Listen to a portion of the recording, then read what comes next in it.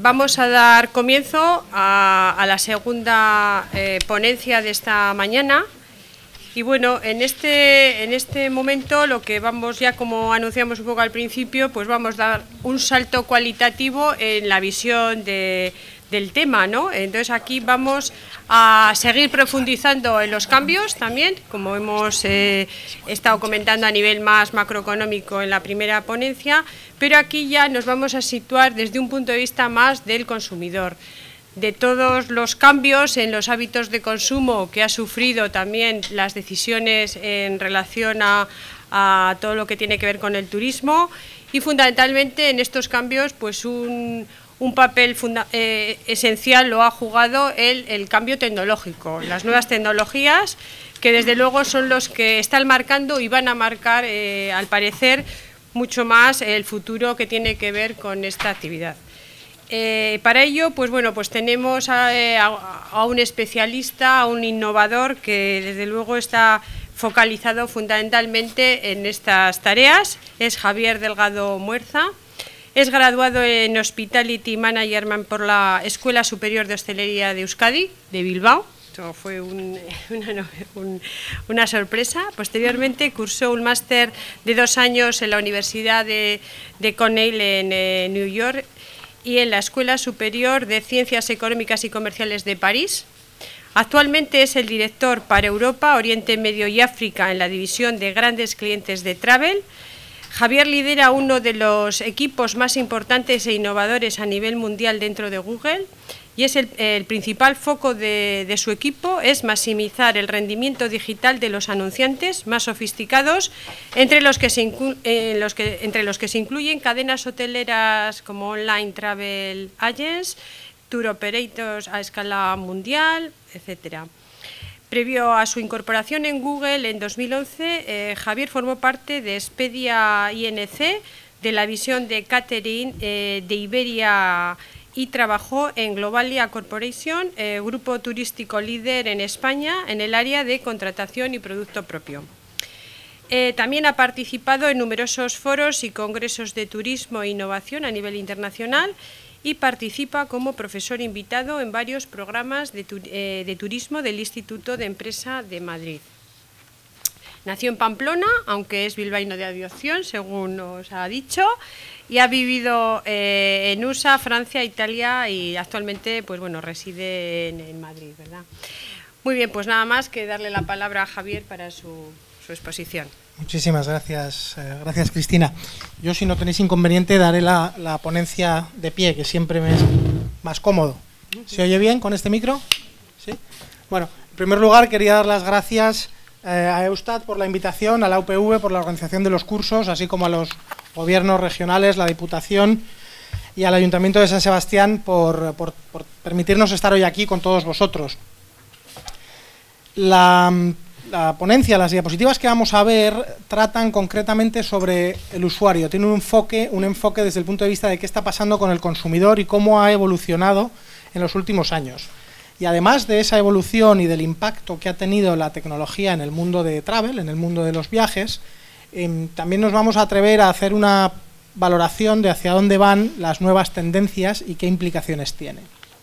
Entonces, para evitar hacer un análisis exhaustivo del consumidor, hemos provisto a la organización con un documento bibliográfico que publicamos el año pasado, en el que se detalla con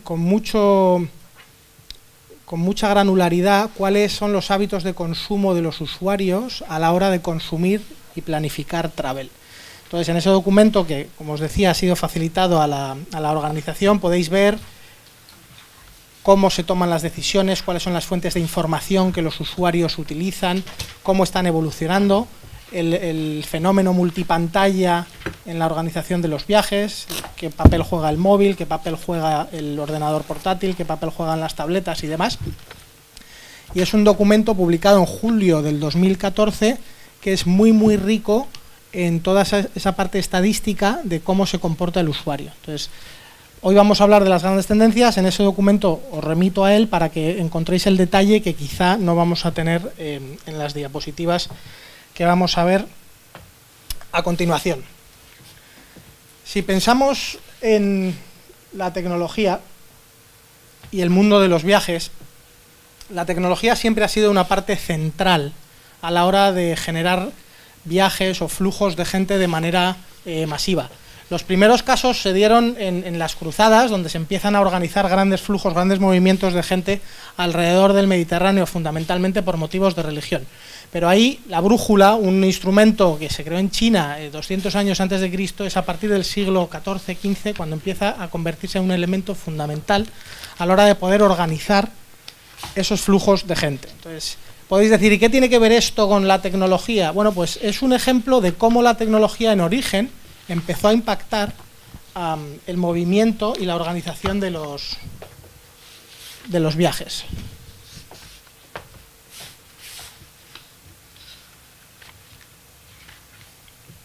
En el caso de los grandes descubrimientos que se producen a lo largo del siglo XV, la tecnología volvía a estar en el centro.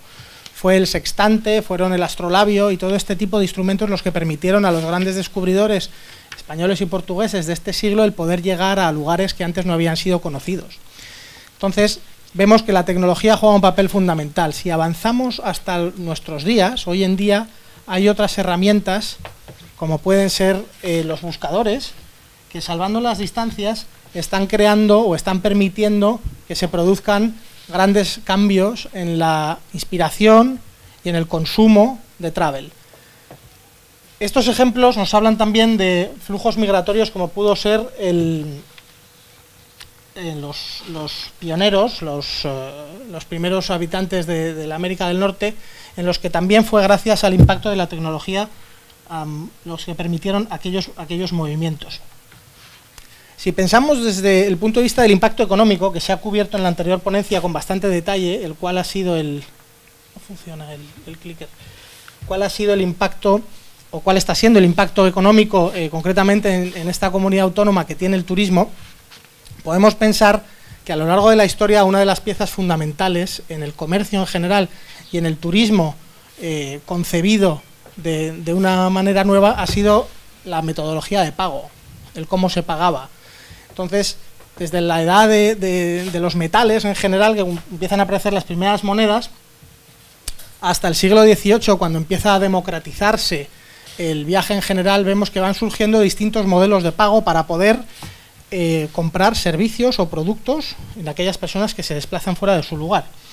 Entonces, desde la moneda más original hasta los traveler checks, que, bueno, aquí somos todos ya bastante mayorcitos, pero hoy hay mucha gente que le preguntas qué es un traveler check y no sabe lo que es. Me imagino que muchos de aquí los hemos usado. Yo los he usado hace muchos años cuando viajabas al extranjero, que era una manera de tener dinero nominal, por así decirlo, a nombre de una persona. El siguiente gran impacto fue la aparición de las tarjetas de crédito, alrededor de los años 70-80 y su democratización masiva en los 90, que han contribuido a facilitar muchísimo el intercambio de bienes y servicios en destino y también antes de viajar al destino con estas metodologías de pago. Y si pensamos más hoy en nuestros días, pues aparecen monedas virtuales como el Bitcoin, que es una moneda que no existe realmente, que es virtual y que cotiza y que fluctúa en su valor, o metodologías de pago como Google Wallet y otras de otras empresas que lo que hacen es reducir la fricción desde el punto de vista de los pagos y del comercio entre la oferta y la demanda, cuando por naturaleza el turista no es del lugar donde se está produciendo ese intercambio de servicios. Si pensamos en cómo ha evolucionado la industria del turismo y la industria de los viajes, tradicionalmente el marketing empezó a despegar alrededor de los años 60 y 70, que es cuando se democratiza, en Europa sobre todo, el consumo de los viajes. Hoy en día todo el mundo viaja. De hecho, Taleb Rifai, el presidente de la OMT, decía recientemente en un foro en Madrid que los viajes y las vacaciones como tal se han convertido en un derecho humano para los países desarrollados. Aun cuando la crisis ha afectado de la manera más virulenta alrededor del año 2009 y 2010, aunque ha bajado el consumo de viajes desde el punto de vista emisor, la gente sigue demandando y sigue necesitando tener ese tiempo de ocio para poder mantener con su vida y su día a día. Si miramos cuál ha sido el impacto de la tecnología en estas fechas, aquí tenemos algunos ejemplos de cómo era el marketing de los servicios hoteleros o de los servicios turísticos en general o de un destino.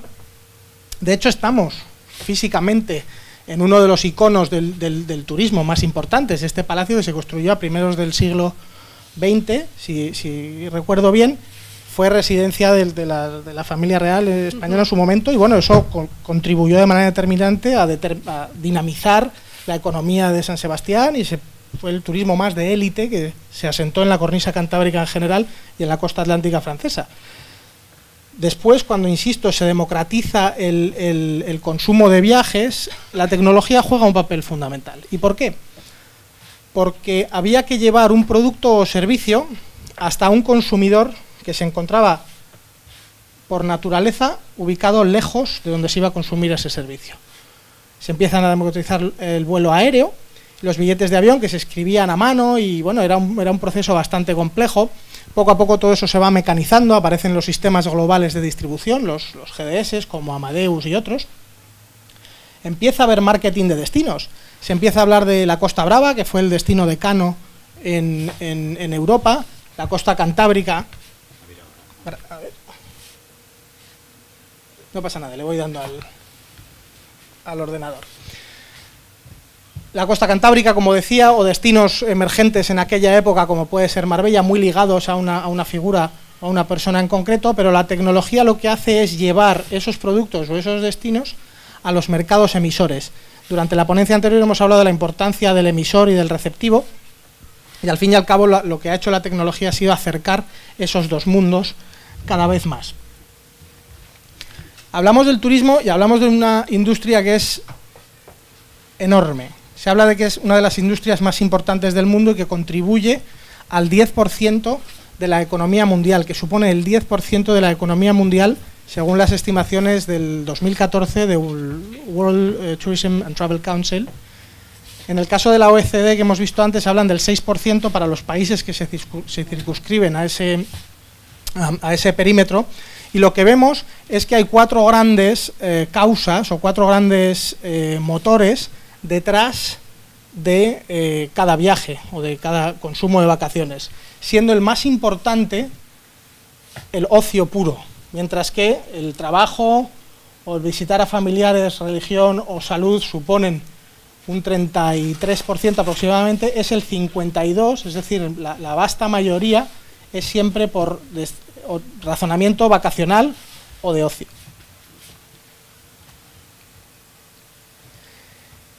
Y poco a poco vamos a ir entroncando con... Ahora parece que va. Muchas gracias. Con cómo se producía o cómo el usuario ha ido consumiendo sus vacaciones. Si pensamos en las cuatro grandes fases que componen el viaje en sí mismo, tenemos una primera fase de inspiración, es dónde quiero ir, qué es lo que quiero hacer, qué motivaciones tengo, voy solo, voy con familia, cuáles son realmente los motores que me están a mí llevando a tomar esa decisión. Y una vez que he decidido dónde quiero ir, o si necesito inspirarme en base a una temática, voy a ir a una serie de fuentes de información para poder determinar dónde quiero ir. Es esa fase de búsqueda o de research. La tercera fase supondría la reserva en sí misma, que es donde tradicionalmente se han enfocado todos los jugadores del turismo. ¿Y por qué se han enfocado ahí? Porque es donde se producía el intercambio de dinero entre los usuarios. En el caso de que estuviéramos hablando de un paquete de vacaciones organizado, es en el país emisor, cuando una persona va a la agencia de viajes y a cambio de dinero le da una serie de vouchers o de códigos o de bonos que va a poder intercambiar en el destino.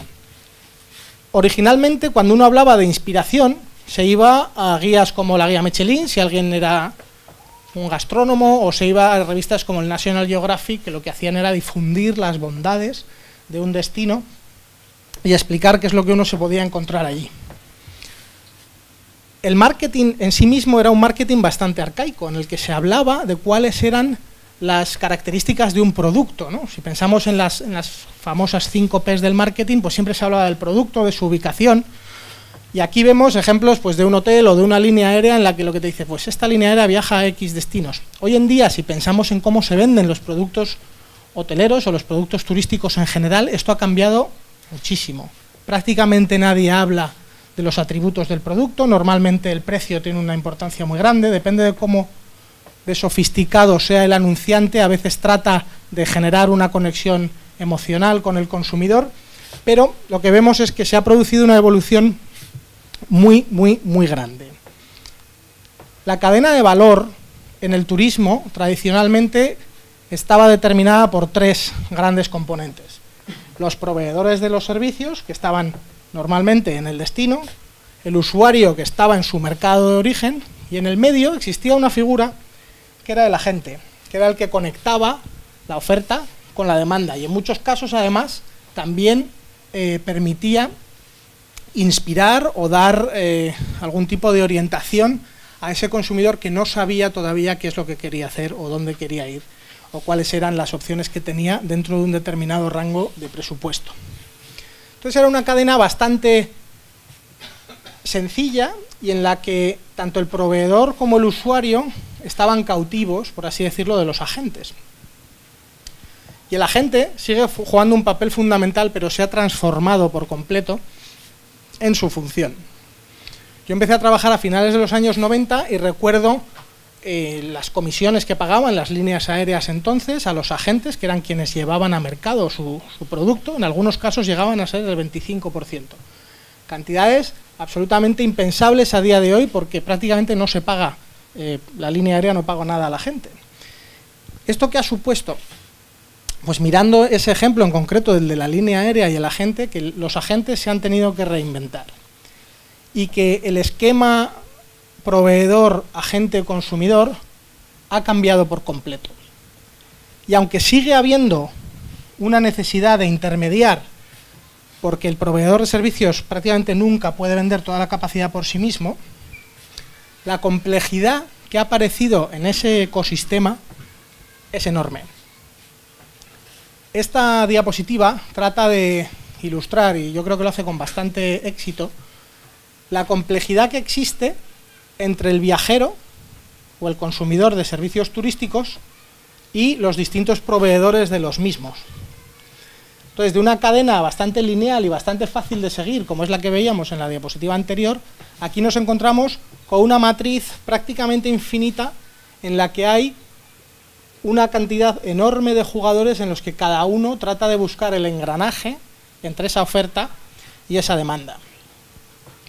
Y como veis, los buscadores que aparecen arriba a la derecha son una pequeña parte de todo lo que supone o todo lo que compone este ecosistema.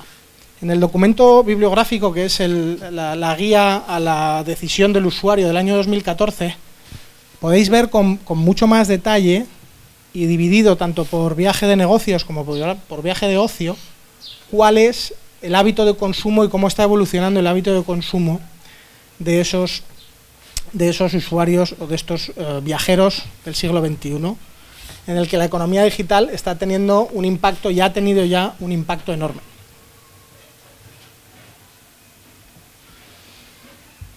En las siguientes diapositivas vamos a ver cuáles son las grandes tendencias que están influenciando o que están impactando a estos usuarios y hacia dónde se dirigen.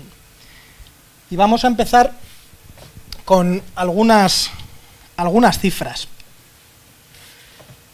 En primer lugar, la primera de estas 6 tendencias, y yo creo que en gran medida la más importante, es la explosión del contenido. ¿Y a qué nos referimos con la explosión del contenido? La explosión del contenido supone que tradicionalmente un destino pondría una foto de La Concha, como es este caso, o de Igeldo, y algunos comentarios sobre qué hacer o cuáles eran las partes más bonitas de San Sebastián, su oferta gastronómica, su oferta cultural, que es muy rica. Y trataba de vender o de seducir a ese usuario en base a un contenido que era bastante limitado y que por definición estaba limitado por el soporte en el que se consumía. Con esto me refiero a una revista, un folleto, un vídeo ya si hablamos de los últimos 20-30 años, pero tradicionalmente el que emitía el mensaje, la ciudad de San Sebastián, por poner el ejemplo de donde nos encontramos, tenía muchas limitaciones. Si vemos cómo es ese consumo hoy en día, y pensad en vosotros mismos como usuarios, todo el mundo, prácticamente cada uno de nosotros, nos hemos convertido en periodistas, o en suscriptores, o en embajadores de una ciudad. ¿Y esto en qué se ve?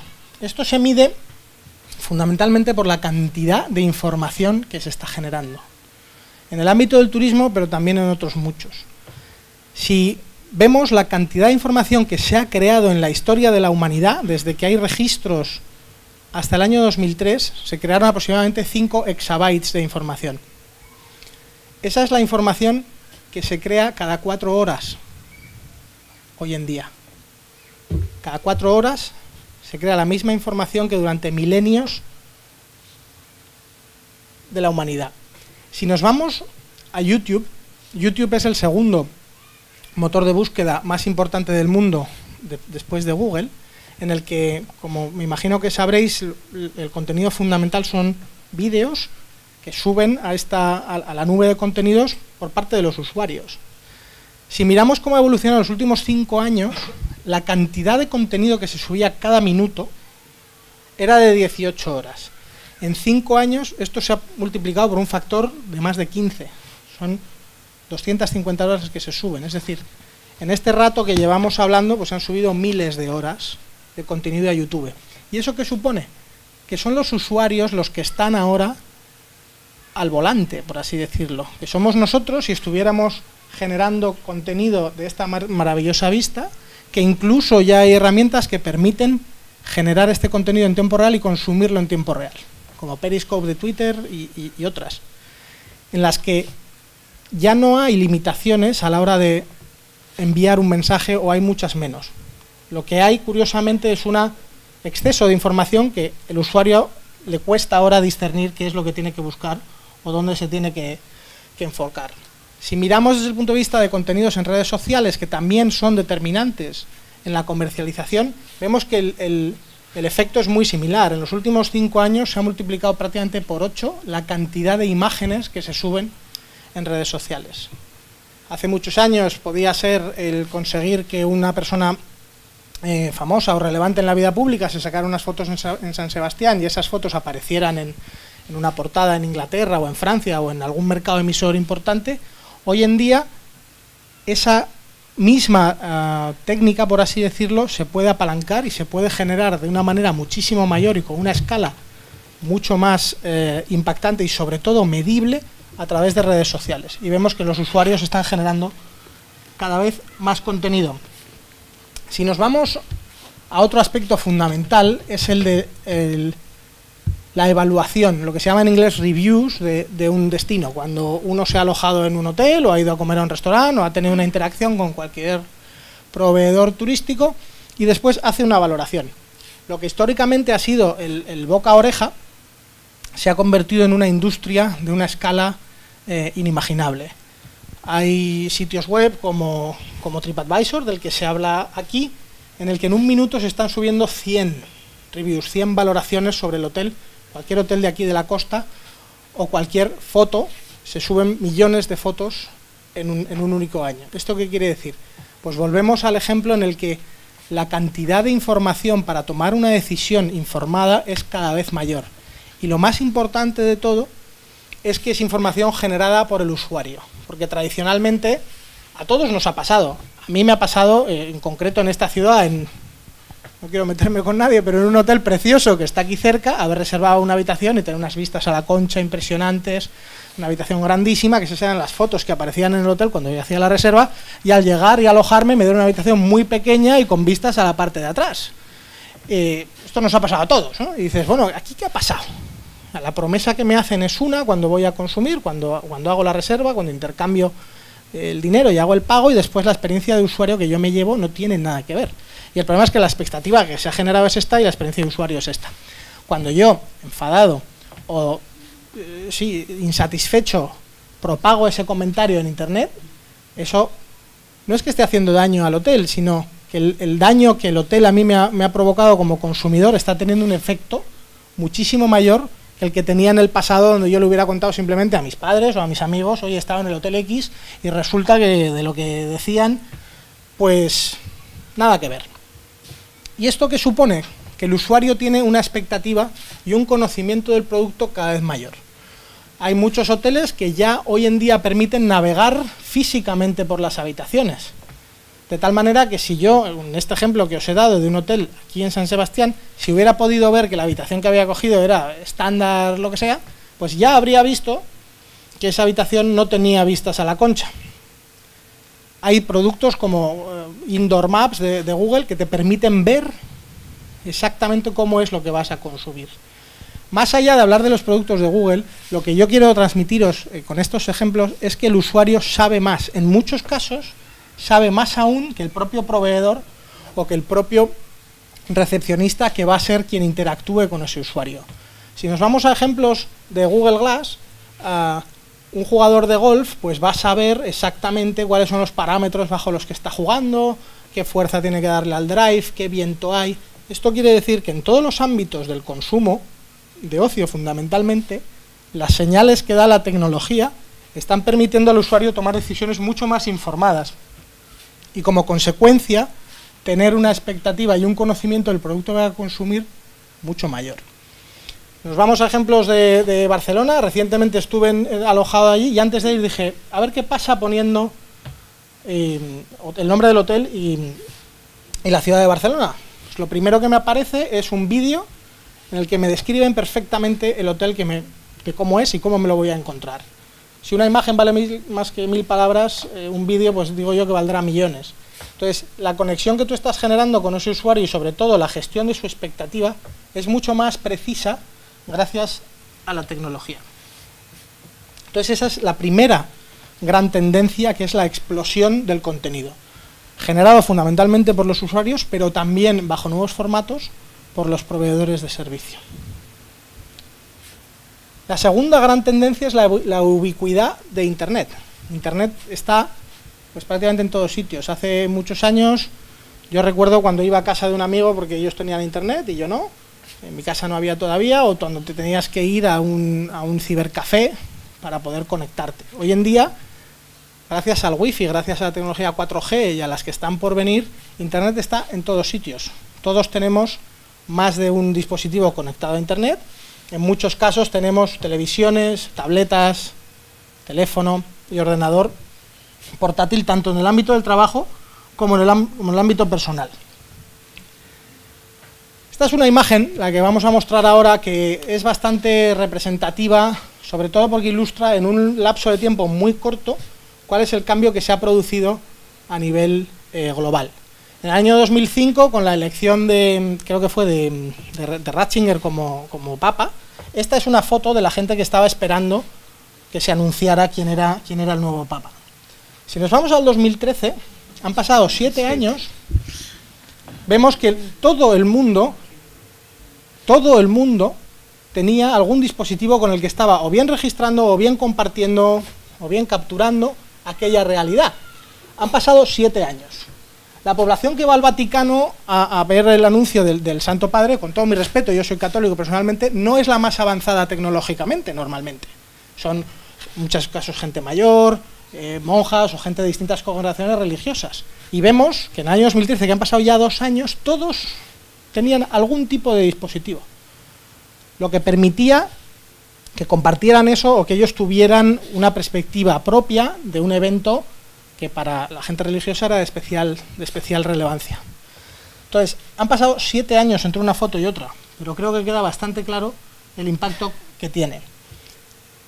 Si miramos desde principios del milenio hasta ahora, cuál ha sido la evolución de dispositivos, de máquinas conectadas a Internet, en la barra azul vemos la evolución de los ordenadores. Pero más importante aún, vemos que desde hace aproximadamente 8 o 9 años, el despegue grande y el impacto que está teniendo más importante son los teléfonos y las tabletas, lo que está llevando Internet al bolsillo de la gente.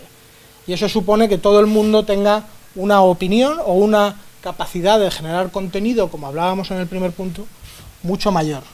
Y esto está cambiando el ecosistema por completo.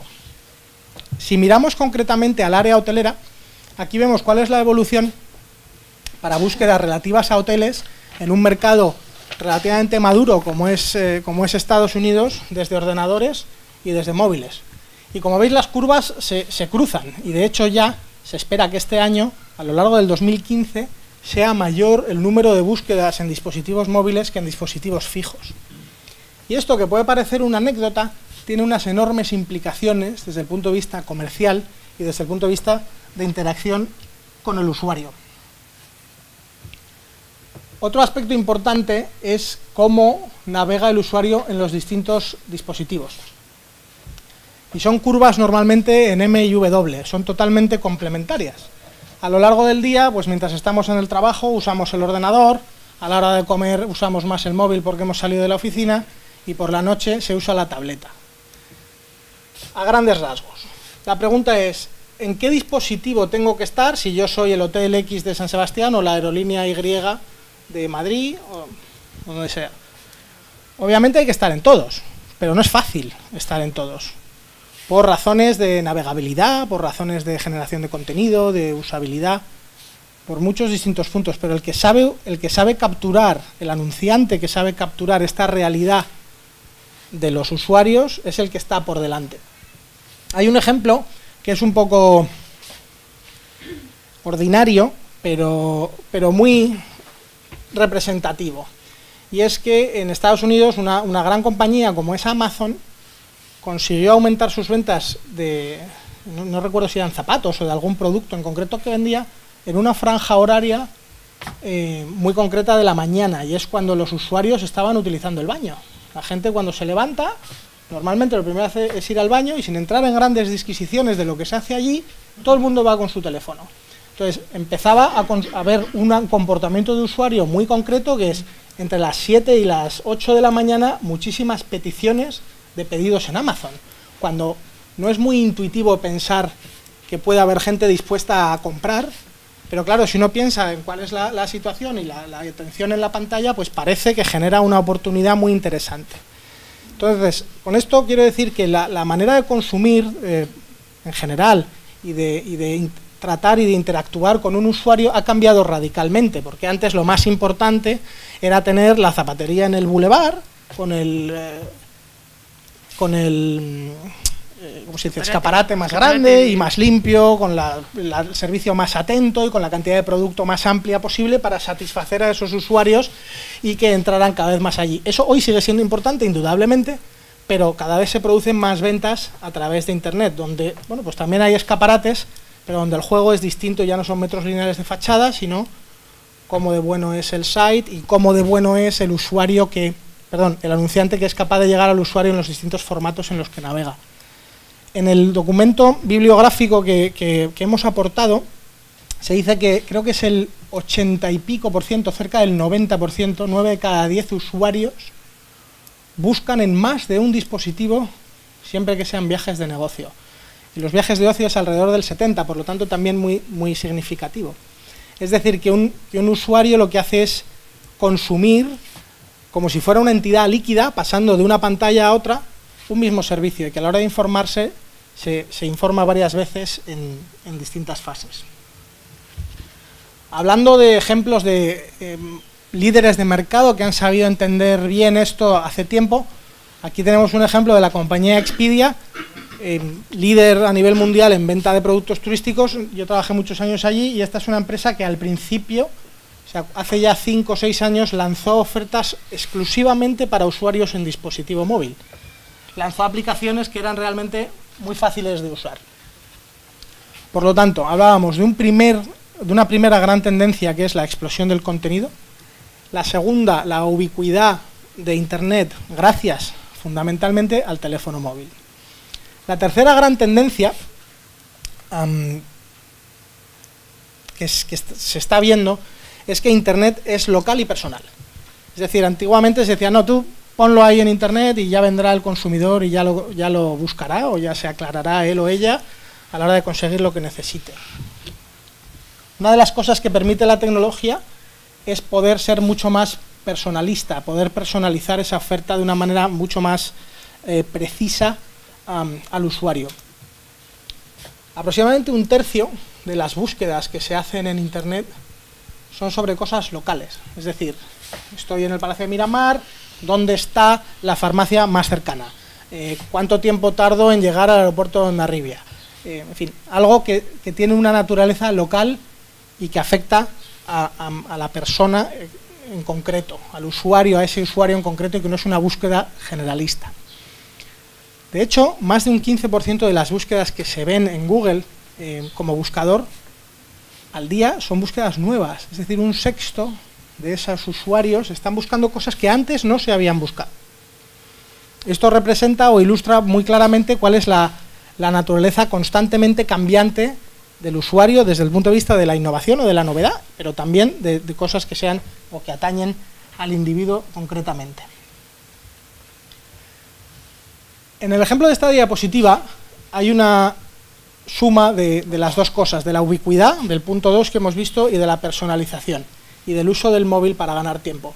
Esto es un ejemplo real del metro de Corea, Corea del Sur obviamente, en el que un vendedor, un retailer generalista, un Eroski, un Corte Inglés para entendernos, ha forrado los vagones de tren, vamos, las puertas que dan acceso a los vagones de tren en el andén, con los lineales de uno de sus supermercados, y ha puesto los códigos QR, los códigos estos codificados en negro y blanco, de tal forma que los usuarios pueden hacer la compra mientras esperan al metro.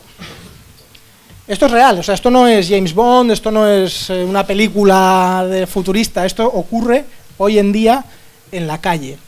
Y esto es la suma de los puntos que estábamos viendo anteriormente.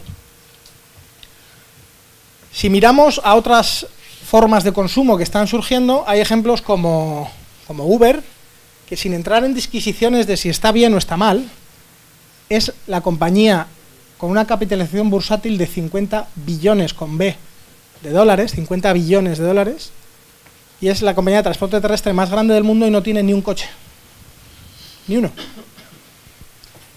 ¿Esto qué quiere decir? Bueno, que están cambiando los modelos de negocio de una manera radical.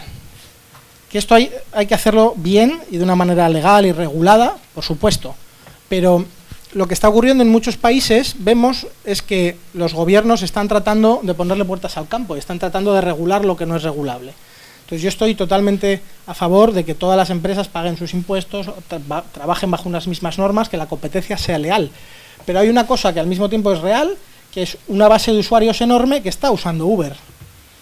Todos los que hayáis usado Uber, pues sabréis que el servicio es notablemente mejor a un coste más barato. Cuando tú a un usuario le das algo mejor a un precio más barato, pues va a triunfar sí o sí.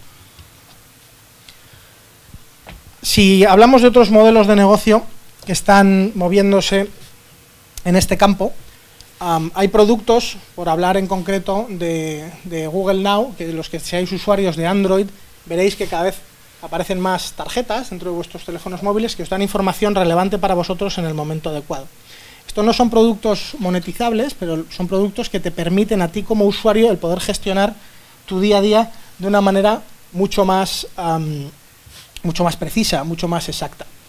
Volviendo a ejemplos de la industria sobre el consumo en general, aquí tenemos el ejemplo de una compañía americana de gestión hotelera, que es Starwood, que está generando una comunicación mucho más fluida y mucho más constante con sus usuarios más valiosos a través de las aplicaciones, que de nuevo pasan por el móvil.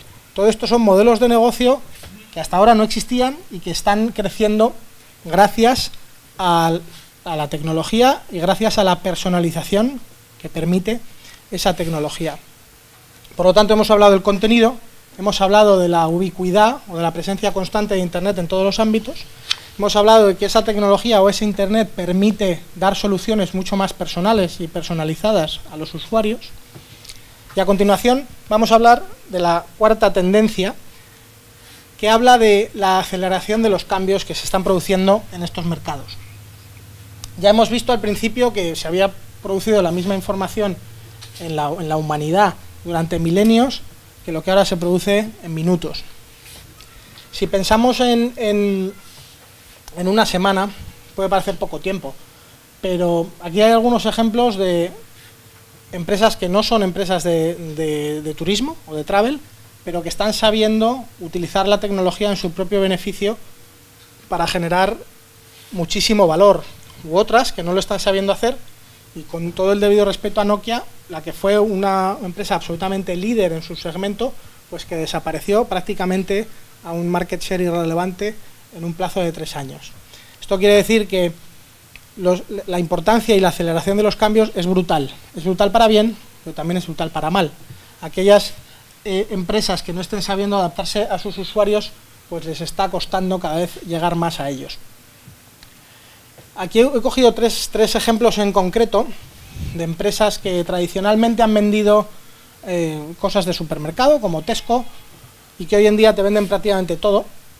O empresas como Nike, que tradicionalmente vendían ropa para hacer deporte y hoy se están convirtiendo ya en asistentes personales o que tienen desarrollos tecnológicos que permiten al usuario medir su performance con tecnologías vestibles y demás. O Amazon, que abrió como la tienda de libros más grande del mundo y su claim cuando lanzó al mercado es: tenemos 1 millón de libros, más que cualquier librería, y hoy Amazon vende prácticamente de todo. Es decir, que los players tradicionales están cambiando y están cambiando muy rápido. Si nos vamos ahora ya en concreto al ámbito del turismo, pues tradicionalmente han sido los turoperadores, las agencias de viaje tradicionales o los GDS como Sabre, que en su momento fueron muy disruptivos cuando crearon las infraestructuras de datos en los años 50 y 60, pero hoy en día esta aceleración en los cambios está siendo enorme y vemos aparecer a players, a jugadores como HomeAway, como Trivago, como Booking.com, que de la nada se han convertido en las grandes marcas del turismo. El ejemplo de TripAdvisor, que hoy en día todo el mundo conoce TripAdvisor aquí, si no es por vuestro propio hábito de consumo, por el de vuestros hijos quizá cuando habéis decidido ir a un destino. Pero hace 5 años, el que no estaba en la industria de turismo o el que no era hotelero no conocía TripAdvisor. TripAdvisor originalmente era una empresa que aglutinaba contenido de usuario con opiniones sobre hoteles, restaurantes y destinos, y hoy en día ya te permite reservar dentro de ese mismo entorno.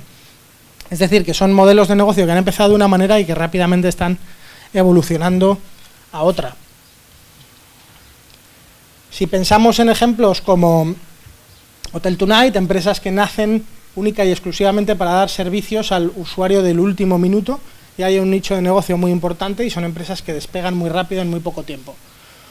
O volviendo a empresas más controvertidas como Airbnb, que se ha convertido en el primer jugador, el primer gestor de alojamientos a nivel mundial, sin tener ninguna habitación en propiedad. Una empresa, otra vez, con una valoración bursátil enorme y que está cambiando las normas del juego en aquellos destinos donde entra. Tanto es que a los 2 años o antes de 2 años de haber lanzado en París, pues el Ayuntamiento de París, que es una entidad muy poderosa, pues llamó a capítulo a estos señores y decir: oiga, ustedes están rompiendo el esquema de cómo se consume y cómo se comercializa, sobre todo, alojamiento en una ciudad que es la más visitada del mundo, como es París. Entonces, sin entrar en disquisiciones de las plataformas usuario a usuario, como son estas, que están llenas de controversia por muchas razones legítimas, lo que está claro es que en menos de 10 años, esta es una empresa que sale de la nada y se convierte en el jugador número 1 de alojamientos. De hecho, el fundador de esta empresa la creó porque no tenía dinero para pagar el alquiler de su casa. Él y su cofundador estaban en su domicilio, había un congreso muy importante en la zona de Palo Alto, en el sur de California, y se dieron cuenta de que ellos no tenían un duro, pero tenían 2 habitaciones vacías, y dijeron: oferta y demanda. Compraron unos colchones hinchables, de ahí lo de Air y B&B, Bed and Breakfast. Crearon una página web con WordPress, con una plantilla ya existente, la colgaron en un buscador de internet y creo que fue a las 2 horas cuando les entró la primera reserva o el primer email pidiendo una reserva. Esta historia, que es absolutamente verídica, dices: ¿cómo en un plazo tan corto de tiempo se ha podido dar la vuelta a una industria milenaria como es la del alojamiento? Pues hoy en día creo que tienen 1 millón de unidades alojativas, no serían habitaciones, pero unidades alojativas disponibles en esa plataforma. Insisto, sin entrar en valoraciones de tipo legal, lo que está claro es que la aceleración en los cambios está siendo bestial. El lobby hotelero, que lleva toda la vida en esto, pues está con razón muy enfadado de ver que aparece una competencia desleal, pero el usuario y nosotros, cada uno de nosotros como usuario, si vas a venir a San Sebastián a pasar un fin de semana y tienes que pagar, por poner una cifra, 200 euros por dormir en un hotel, o puedes pagar esa misma cantidad y quedarte en un apartamento en Miraconcha, pues es una alternativa. en función de las necesidades que cada uno tenga. Insisto, sin entrar de si eso está bien o está mal desde el punto de vista legal, lo que está claro es que es una realidad y ha cambiado mucho el hábito de consumo. Pasando a la quinta gran tendencia, la consecuencia de todo lo anterior lo que hace es tener un usuario que está hiperinformado. Un usuario que sabe más del destino o del producto que vamos a consumir muchas veces que nosotros mismos como residentes en ese destino o como proveedores de ese servicio. Y aquí he querido incluir una filmina que habla de un concepto marketingiano que es bastante antiguo, que es el momento de la verdad. Esto, de hecho, creo que fue desarrollado por una de las grandes empresas de consumo, no sé si es Procter & Gamble o Johnson & Johnson, una de estas, las más grandes en productos generalistas de consumo, en las que hablaban de la promesa que se le hace a un usuario cuando está en el lineal. El momento de la verdad es, tengo 50 opciones de detergente, a cada cual va a blanquear más que la anterior, y yo por alguna razón determinada elijo A versus B versus C. Llego a mi casa, pongo esa lavadora y veo, bueno, pues que es igual de blanco que todos, o más o menos, si se ha producido, si se ha completado, si se ha cumplido la promesa que me había hecho ese vendedor de un producto en el lineal cuando yo lo consumo en mi casa. Entonces ese era el momento de la verdad. El estímulo se producía en la compra, en el supermercado en ese caso.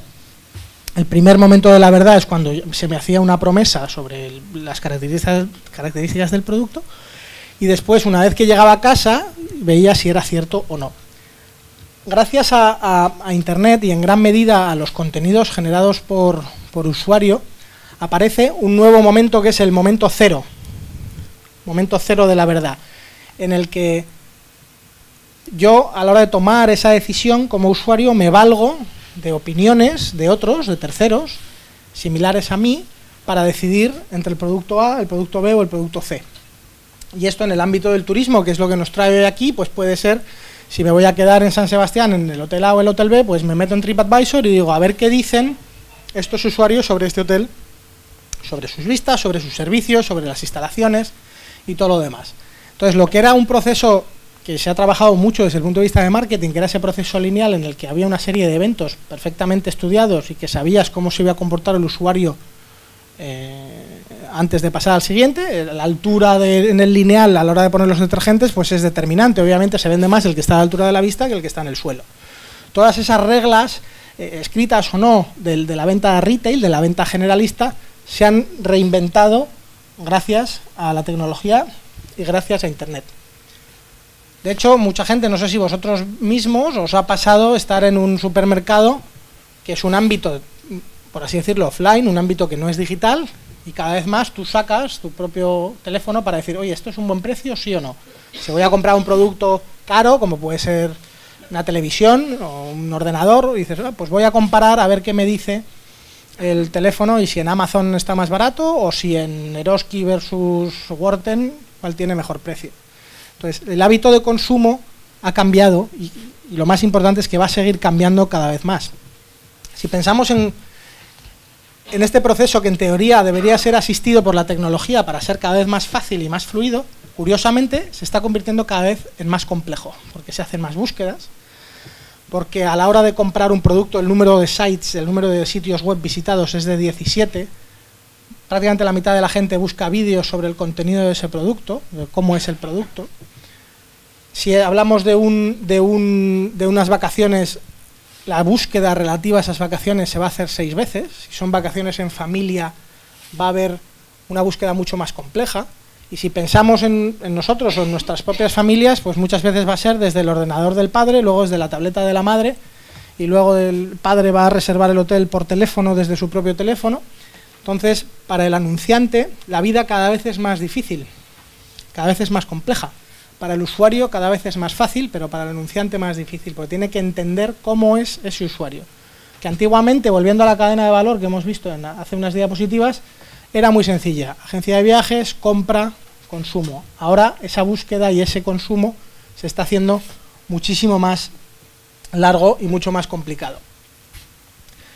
Por dar una perspectiva del consumo de medios que está suponiendo el impacto tecnológico y de Internet, La televisión ha sido tradicionalmente la reina. Desde que entró de manera masiva en los domicilios hace 60 o 70 años, ha sido la mejor manera de tener reach y de tener llegada y de tener frecuencia a una base de usuarios. Y permitía una segmentación algo grosera. Pues se sabía que la franja horaria de mañana pues iban a ser amas de casa de una determinada edad. El prime time, que era el más valorado, pues, en fin, una segmentación que era muy poco granular, por así decirlo. A medida que se van abriendo más pantallas, de igual manera que cuando empezaron a aparecer más canales de televisión se pudo segmentar mejor, ahora las pantallas también permiten segmentar mejor, lo que pasa que también complican, por así decirlo, el parque de ojos y de pantallas que se están consumiendo. Por lo tanto, la complejidad va increciendo. Si tradicionalmente el mayor consumo de media o de medios era a través de la televisión, ahora vemos que el teléfono y que el ordenador, pues la suma de los tres ya es mucho mayor a la de televisión. En el documento bibliográfico aparece un detalle mucho más preciso de cómo está evolucionando estas métricas. Entonces, si yo antes quería llegar a un consumidor, comprando una campaña de televisión lo tenía relativamente hecho, ahora depende de qué consumidor quiera llegar a conseguir, tengo que trabajarlo mucho más.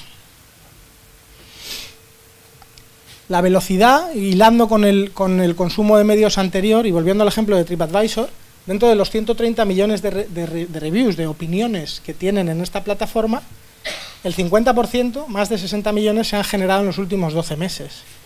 Es decir, que ese consumo de medios que está generado por el usuario cada vez es más complejo y se acelera más por consecuencia del propio usuario. La última tendencia habla de cómo ganar en este entorno que es muy complejo.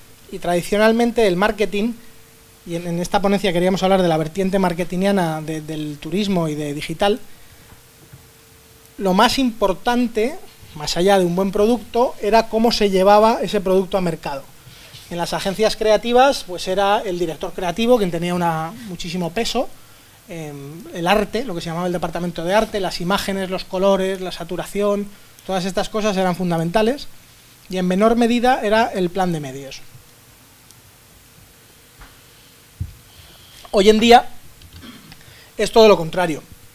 Lo que antiguamente un departamento de marketing era, pues como en Mad Men, la importancia del creativo, la importancia de la campaña, de la imagen y todo esto, hoy se habla en este ámbito de los math men, de los hombres de las matemáticas, mucho más que de la creatividad en sí misma. ¿Y por qué? Pues porque el mercado se está convirtiendo en un ecosistema de compra y demanda similar a la bolsa. Lo que antes era un departamento de marketing en el que, insisto, eran las fotos, la creatividad y demás, lo más importante, esta imagen trata de expresar lo que va a ser un departamento de marketing hoy en día, en el que toda la compra va a ser programática o en tiempo real, en el que hay que identificar a un usuario y saber quién es, cuáles son sus preferencias, y que la tecnología hoy en día permite hacer esa hipersegmentación y, por lo tanto, darle mucha más eficiencia al marketing. Para ir terminando, algunas cifras que yo creo que son muy relevantes. Y es, más del 60% de la compra va a ser programática. ¿Esto qué quiere decir? Que en lugar de tener un banner generalista a la entrada del diario vasco, por así decirlo, ese banner o ese evento publicitario va a ser distinto para cada uno de nosotros en función de quiénes seamos y cuáles sean nuestras preferencias. A grosso modo, eso es venta programática, el poder identificar a un usuario y poder impactarle a ese usuario en concreto, versus poner un banner o un cartel a la entrada de San Sebastián y decir, bueno, pues ya veremos quién lo ve y quién no lo ve. Que habrá una parte de la gente que lo ve que sí me interesa, pero otra no. Pues de lo que se trata es de separar el trigo de la paja y de impactar a ese señor o a ese usuario en concreto. En 5 años, y esto ya hay algunas empresas en las que está siendo así, el departamento de marketing o el departamento de medios va a invertir más en tecnología que el departamento de sistemas. Tradicionalmente los grandes presupuestos de sistemas los tenía el director de informática, el director de sistemas o quien fuera. Pues si hay una traslación de todo el presupuesto hacia el consumo de marketing para como siendo la data la gasolina fundamental que va a hacer funcionar a una empresa. Curiosamente, solo el 10% de los directores generales o presidentes de empresas piensan que están equipados con el suficiente conocimiento para poder gestionar un entorno como este, que es el nuevo. En 2 años va a haber, ya hay puestos de trabajo que no existen hoy en día. Es lo que se llama científicos de data, mineros de información, cosas que dices, oye, ¿pero esto qué es? Son funciones que nunca han existido, pues cada vez son más demandadas y más necesarias.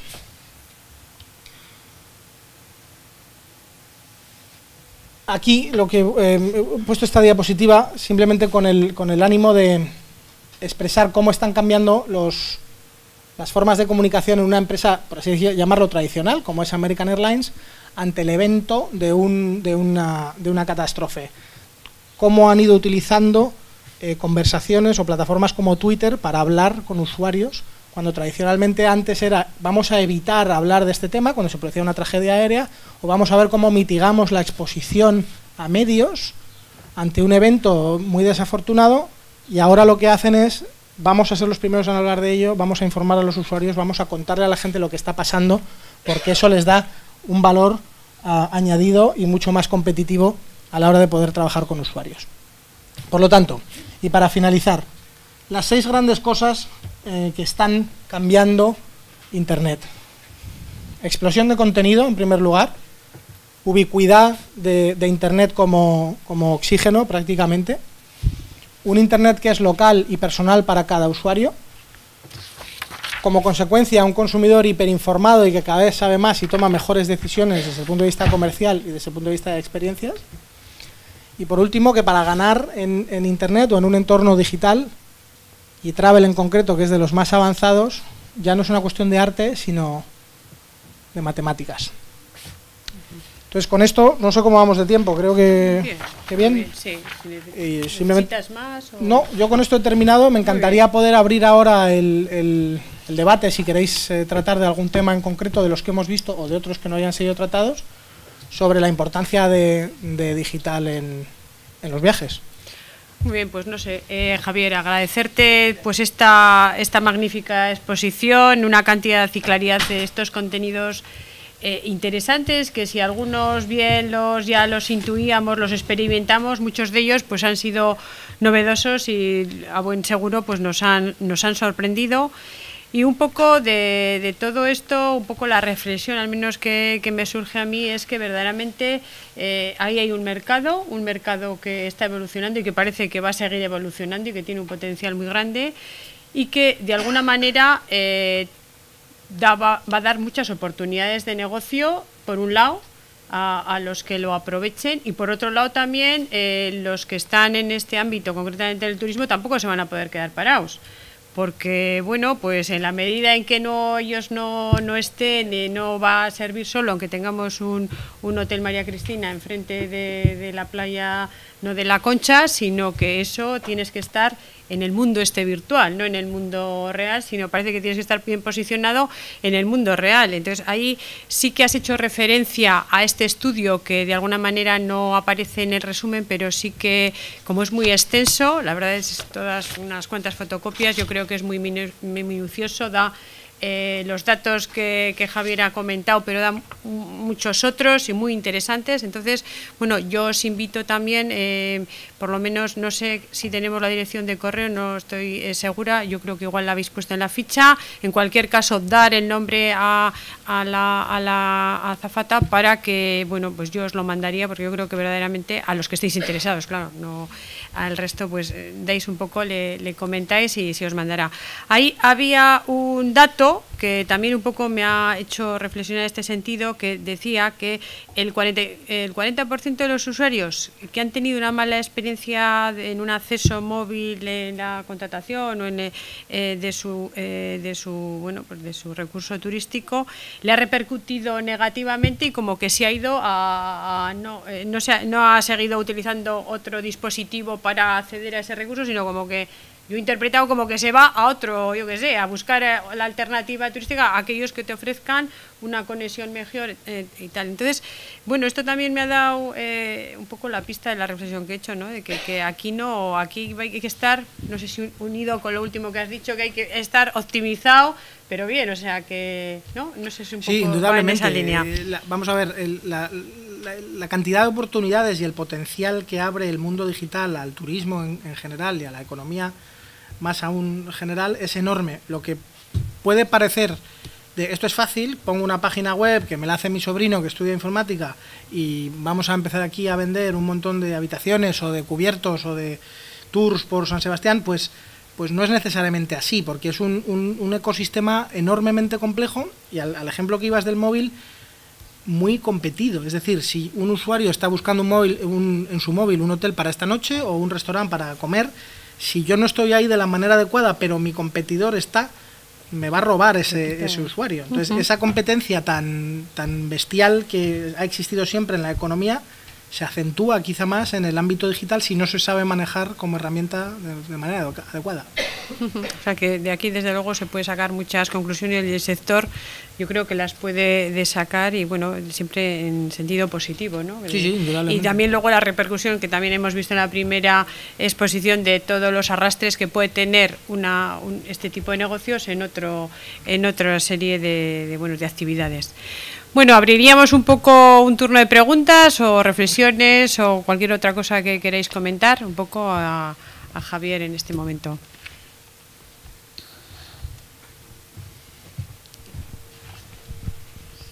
Javier, pues muchas gracias por la exposición, de verdad que es bastante interesante. Y yo te voy a hacer un par de preguntas desde el punto de vista de la administración pública, desde un organismo de estadística, que para nosotros es muy importante toda la información que se está utilizando, de cómo podemos medirlo y cómo podemos utilizarlo.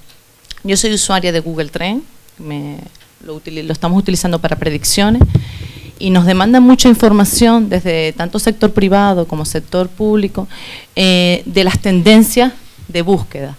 El problema que nos hemos encontrado nosotros es, desde el punto de vista estadístico, cómo medirlo. La calidad de la información y la estabilidad de la serie, que ahí no lo tenemos bastante claro, porque cuando hacemos búsqueda en Google Trend o en cualquier buscador, va cambiando el índice de la búsqueda, depende a lo largo de la semana, a lo largo del tiempo. Si buscas esta semana o buscas la siguiente, aunque la búsqueda sea la misma, va cambiando. Es cierto que la estabilidad de las búsquedas cambia, es muy variable a lo largo del tiempo. Hay varias preguntas en tu pregunta. Voy por la primera. La importancia de los datos a la hora de medir o de interpretar lo que está pasando en la economía es fundamental. Eso no hace falta que lo diga, y mucho menos aún aquí a todos los expertos estadísticos que estáis, que sabéis infinitamente más que yo de este tema. En la primera ponencia hemos visto mucho rigor y mucha profundidad a la hora de medir con mucha precisión datos económicos. El tema es cómo conectar eso con los usuarios. Hay distintas maneras. Respecto a lo que me preguntas de Google Trends, yo no conozco los detalles. Hay economistas que se dedican exclusivamente a trabajar con esta herramienta y darle la mayor versatilidad posible. Si respecto a las series estadísticas son o no estables, no te puedo responder concretamente a la pregunta, pero mándame un correo y con mucho gusto lo analizamos. Lo que genera una complejidad adicional es lo que hemos comentado del 15% de búsquedas que antes no existían. Entonces, a la hora de indexar series comparables sobre bases de búsquedas que no existen, pues es difícil metodológicamente hablando. Después, el impacto de los eventos de cualquier tipo. Grecia lleva 6 meses coleando, por así decirlo, pero si hubiera, que espero que no pase, una desgracia de cualquier tipo, de un avión o de un volcán o este tipo de desastres naturales que ocurren, eso te genera inmediatamente un contenido y unas búsquedas que por naturaleza no existían antes porque no se habían producido. Entonces, el tiempo real y la generación el volumen de datos generados por los usuarios y por los anunciantes hacen que sea cada vez más difícil el poder interpretar esa data de una manera adecuada. Se habla mucho hoy en día del Big Data.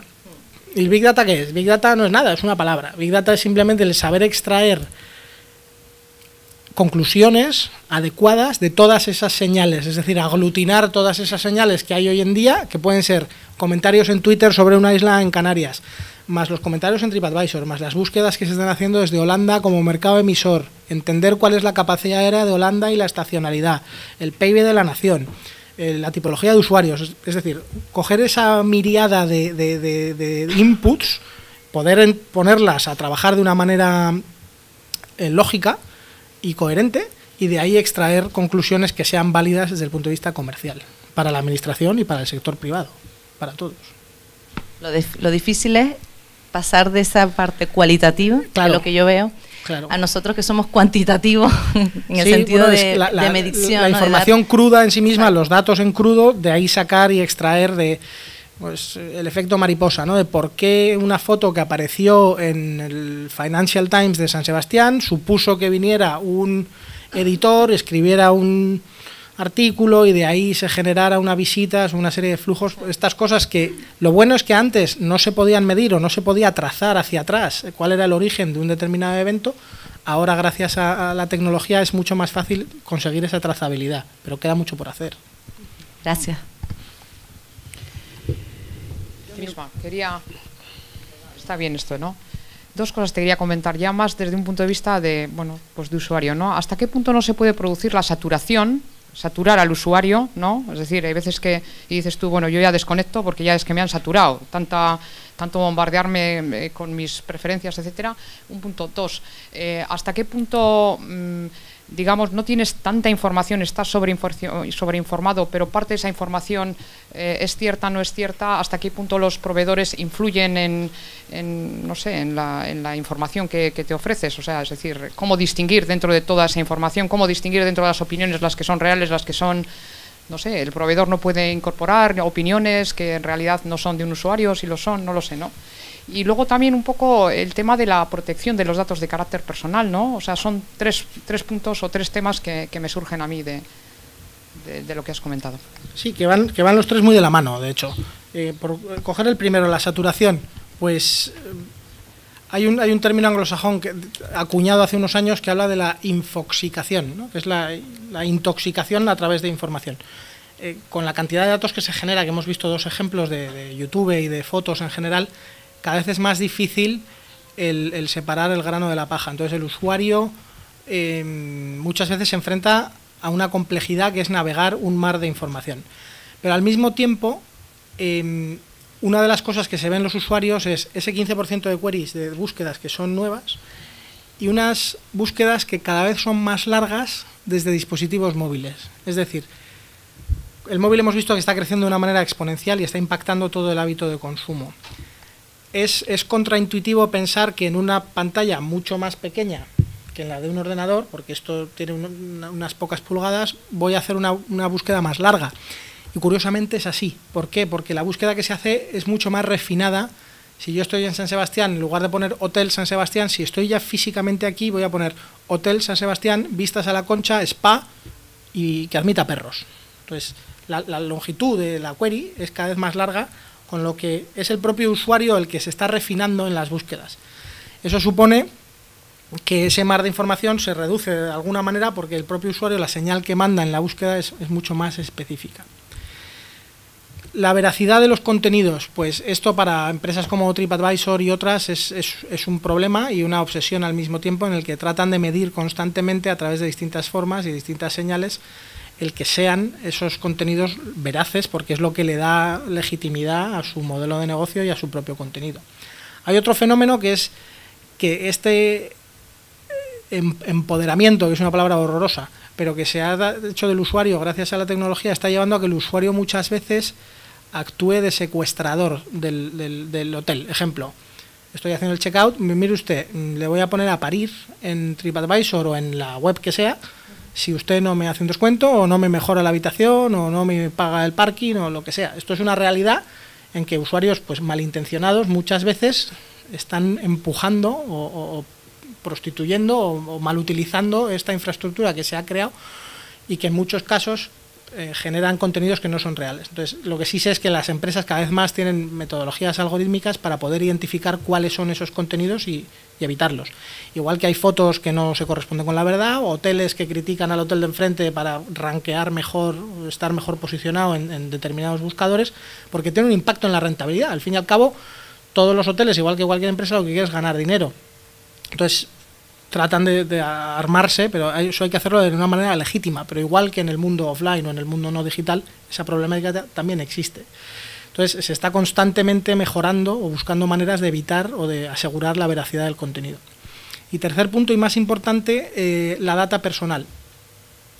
Los datos de carácter personal son el activo, en mi opinión, más valioso que tiene un usuario y debe de preservar en todo momento. Entonces, es curioso que muchas veces el usuario está muy preocupado a la hora de qué se hace con mis datos, pero por otro lado los está dando de una manera muy alegre en otros ámbitos. Entonces, lo que yo creo es que todas las empresas tecnológicas que estén haciendo las cosas bien, lo que más en serio se toman es la protección de datos y el asegurarse que esos datos solo se utilizan de una manera legítima y perfectamente custodiada.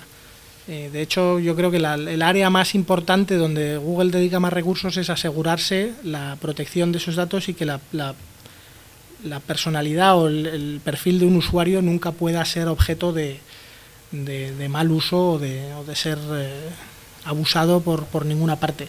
Y cada vez hay más pensamiento y más conciencia de este tema, y tiene que ser el usuario el que decida, y la empresa con la que trabaje como proveedor de servicios tecnológicos tendrá que darle distintas opciones y que el usuario decida cuánto y cuándo quiere compartir, y en base a eso poder tener una relación equilibrada. Muy bien, no sé si hay alguna otra cuestión. Yo no sé, yo por último, como mañana quizá de alguna manera saldrá así, desde luego el tema de la digitalización está en todas las agendas, en todos los planes de gestión, de impulso del turismo, tanto a nivel europeo como en el propio de nuestra comunidad autónoma. Y ahí sí que, bueno, en las líneas estratégicas, por lo menos a nivel del comisario de estos temas o de los responsables a nivel de Europa, sí que mencionaban dentro de esos 10 puntos del plan europeo de impulso del turismo estaba la digitalización del turismo, y concretamente sí que hacían una propuesta como para a corto plazo, no sé si el próximo año, el tema de un Digital Single Market Package o algo así, que se iba a proponer un poco a este nivel. Esto debió comentarse en el foro global de turismo de primeros de año en Madrid, concretamente. No sé si igual tenías alguna información sobre esto, o bueno, o si tienes alguna opinión en este sentido de todo este tipo de plataformas que se quieren impulsar, o bueno, un poco, o el nivel de digitalización que tiene en este momento todo el sector. No sé, un poco cuál es tu opinión al respecto. Pues dos cosas. Respecto al plan que compartió el World Travel and Tourism Council, que se reunió en Madrid, no conozco los detalles en concreto de este data package al que se refieren, pero todo lo que sea convergencia, siempre desde el respeto máximo a los datos y a la protección de los datos de carácter personal, siempre es bueno. Siempre va a haber una lógica pugna entre las distintas plataformas porque prevalezca la suya, pero en mi opinión lo que debe prevalecer siempre es el usuario y su privacidad, independientemente de la plataforma en la que esté. Eso por un lado. Y respecto a la digitalización, el turismo en concreto, igual que los seguros, que son empresas en su naturaleza bastante arcaicas, han sido las que más impacto han tenido por parte de la tecnología, curiosamente. La venta de paquetes turísticos, de billetes de avión, de hoteles, de coches, son los grandes anunciantes, los que copan, son de este ramo, quiero decir.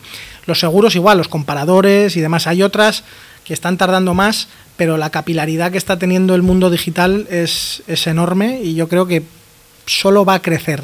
Si vemos el impacto que tiene en el PIB de la economía más digitalizada del mundo, que es la del Reino Unido, se acerca, creo que es al 9% de todo el Producto Interior Bruto, ya es digital o tiene un formato digital en sí mismo, mientras que en otros países menos avanzados, pues como Francia, como España, pues todavía creo que está alrededor del 2%. Entonces, desde que empieza la digitalización, que en algunos sectores es muy grande, como el mundo de travel en concreto, o el de los seguros, hasta que llega a otros, ahora la banca está muy pujante, pero hay otros muchísimos sectores que todavía están por digitalizarse.